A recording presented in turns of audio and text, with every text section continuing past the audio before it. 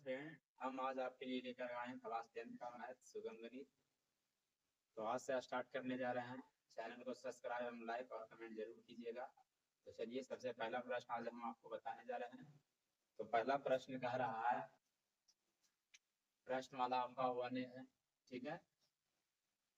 कह रहा है कि पूर्णांकों के जोड़ का जोड़ गुणधर्म प्रदर्शित होता है, उसका नाम लिखिए, ठीक है ना। यानी इसको कौन सा गुणधर्म पर है, इसका नाम लिखिएगा। तो देख लीजिए, आगे 5, पीछे -3 दिया हुआ है, फिर -3, फिर क्या दिया हुआ है, 5 दिया हुआ है, ठीक है ना, 5 दिया हुआ है, ठीक है।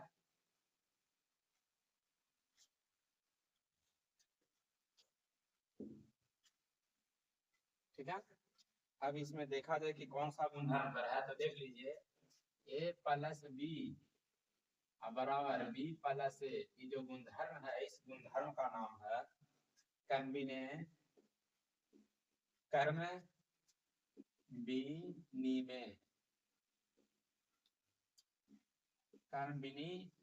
कहते हैं इसको, ठीक है ना। ये जो आपको जो दिया हुआ है, इसी को बोलते हैं कर्म विनिमय, ठीक है।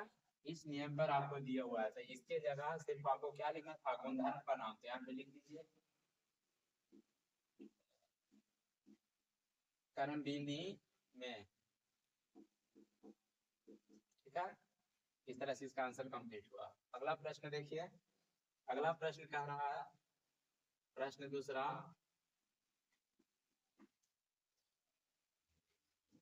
-7 दिया हुआ है, फिर प्लस, फिर मंझली कोष्ठक 1 + -6 दिया हुआ है, और फिर यहाँ मंझली कोष्ठक दिया हुआ है, फिर छोटी कोष्ठक में डाल देना है -7 + 1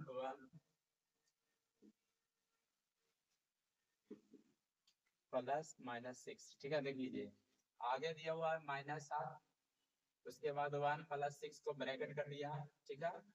और उसके बाद क्या किया है कि अभी -7 + 1 को ब्रैकेट के पीछे वाला को छोड़ दिया है।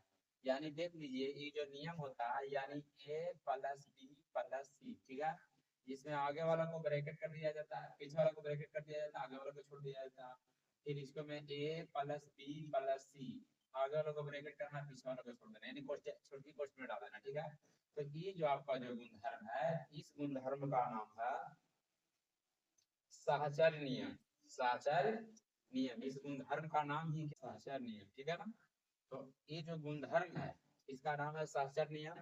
और ये आपको जो दिया हुआ है, वो सहचर्य नियम पर ही दिया हुआ है, इसलिए इसके जगह आप क्या लिखिए, सिर्फ आपको गुणधर्म का नाम को प्रदर्शित करने का रास्ता तो लिख देते हैं सहचर्य नियम, ठीक है। इस तरह से इसका कंप्लीट हुआ, ठीक है। अगला प्रश्न देखिए, अगला प्रश्न कह रहा है, दूसरा, निम्नलिखित पूर्णांकों के योग प्रतिलोम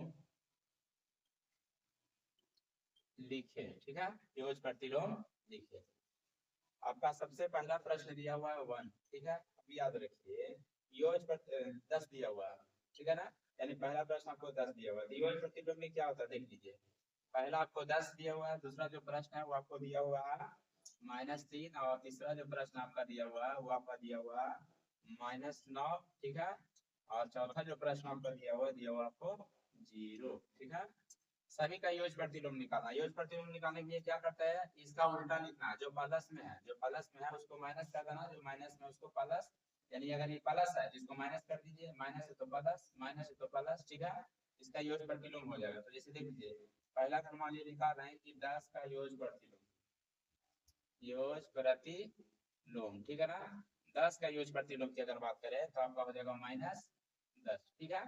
उसी प्रकार दूसरा प्रश्न आपको दिया हुआ -3 का योग प्रतिलोम, आपको आ जाएगा जाकर के माइनस है, तो आपको आ जाएगा क्या चीज, प्लस। प्लस आपको दिखाने की जरूरत नहीं है, कोई दिक्कत ना है, अपना भी लिख सकते हैं प्लस को, ठीक है। तीसरा प्रश्न आपका दिया हुआ है -9 का योग प्रतिलोम, ठीक है। तो देख लीजिए, जब माइनस में है तो इसका क्या होगा, प्लस, आपको बताइए कि आगे प्लस लिखने की जरूरत नहीं है, सिर्फ आप उसको 9 लिख सकते हैं, ठीक है। चौथा है आपका जीरो, और जीरो का यूज प्रतिलोम कह रहा है, तो जीरो का यूज प्रतिलोम हमेशा जीरो ही होता है, इसका ना तो प्लस लिखने की जरूरत है ना माइनस लिखने की जरूरत है, ठीक है ना, क्योंकि प्लस माइनस से इसको कोई फर्क नहीं पड़ता, ठीक है ना। इसका जो योग प्रतिलोम आएगा वो आपका आएगा सिर्फ जीरो, ठीक है। अगला प्रश्न देखिए, तीसरा प्रश्न इसमें कह रहा है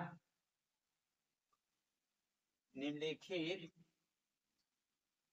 निम्नलिखित ठीक है, निम्नलिखित में पूर्णांकों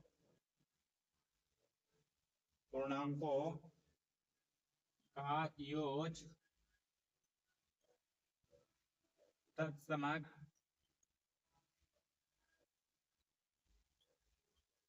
पहचाने, ठीक है। पहला आपको प्रश्न दिया हुआ है एक, दूसरा दिया हुआ है जीरो, तीसरा दिया हुआ आपका -1 और चौथा दिया हुआ है इनमें कोई नहीं, ठीक है ना, इनमें कोई नहीं। कारण निम्नलिखित में पूर्णांकों का योग तत्समक पहचाने, यानी कौन सा ऐसा इसमें दिया हुआ है, यानी कौन सा है इसका योग प्रतिलोम सेम ही आएगा। जैसे अगर प्लस योग प्रतिलोम निकालेंगे तो माइनस आएगा, तो सेम तो आ नहीं रहा, माइनस को निकालेंगे तो प्लस आएगा, ठीक है ना। यानी कौन है इसमें, और इसमें कह रहा है इनमें कोई नहीं, तो इसमें है, तो उसमें इसमें जो है वो आपका है जीरो, यानी जीरो ही एक ऐसा आपका अंक है जिसका योग प्रतिलोम हमेशा प्लस होगा, क्योंकि माइनस और प्लस से कोई फर्क नहीं, अगर जीरो का प्लस जीरो लिख दीजिए या तो माइनस जीरो लिख दीजिए, इसको फिर सिर्फ माइनस का जीरो ही होता है। तो इस तरह से वीडियो कंप्लीट हुआ, ठीक है ना। तो चैनल को सब्सक्राइब, लाइक और कमेंट जरूर कीजिएगा, ठीक है।